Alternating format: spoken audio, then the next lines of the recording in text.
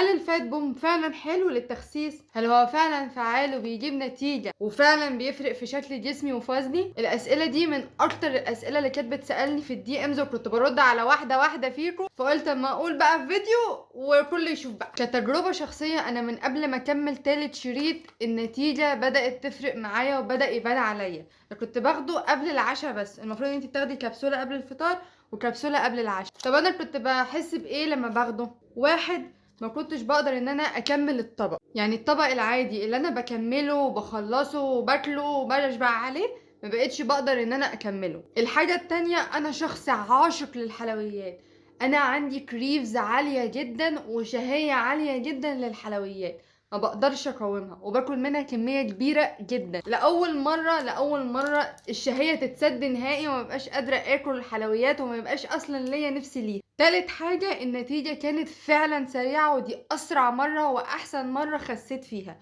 وده لأني عملت دايتس كتير قبل كده، فكان الموضوع عشان أوصل للوزن والجسم اللي أنا عايزاه كان الموضوع بياخد أقل حاجة شهر أو شهرين، إنما النتيجة بدأت تبان عليا من أسبوعين بس. الناس بدأت تشوفني وتقولي إيه ده؟ انتي خسيتي؟ الموضوع فرق؟ انتي عملتي ايه؟ اسئله من دي كتير جدا. انا اصلا بس عشان تبقي عارفه، انا كنت عايزه اخس من 2 ل 5 كيلو، انا خسيت 4 كيلو في اسبوعين، وكان بالنسبه لي جسم ايه مظبوط على الاخر. لازم اعمل دايت معاه ولا لا؟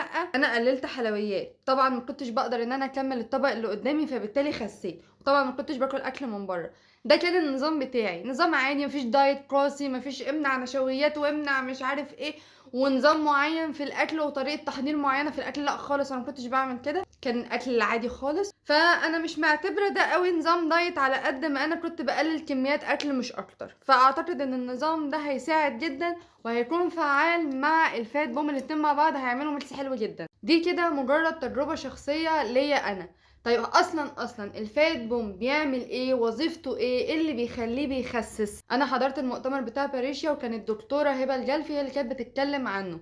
انا هحاول افتكر على قد ما اقدر هي قالت ايه بالظبط. من اهم مكوناته الجرين كوفي والكافيين، والاتنين دول معروفين ان هما بيزودوا الطاقه وبيعلوا جدا من معدل الحرق. معدل حرق زياده يعني كالوريز اكتر بتتحرق، وبالتالي دهون اقل بتتخزن في الجسم. كروميوم بيقلل جدا الشهيه ناحيه الحلويات، بيسد نفسك من الاخر. جارسينيا كامبوتشي اكستراكت والكيتوسان، اللي انا فاكراه عامه ان هما بيقللوا ان الجسم يحول السكر او الاكل اللي انت بتاكليه لدهون، بيساعد انه بيشتغل على الحته دي ان هو ما بيخليش الدهون دي تتشكل، فبالتالي انت ما بتتخنيش على الاقل يعني. طب لو ظبطت اكلي شويه هتخسي، مش بس ان هو هيقلل ان انت تخزني دهون، لا هيشيل الدهون ويمشيها بقى، يلا هش بره بيت. اخر حاجه التحذيرات والاعراض الجانبيه. كأعراض جانبية مفيش أي أعراض جانبية، ولا هتحسي بدوخة ولا هتحسي بغثيان ولا هتحسي بصداع،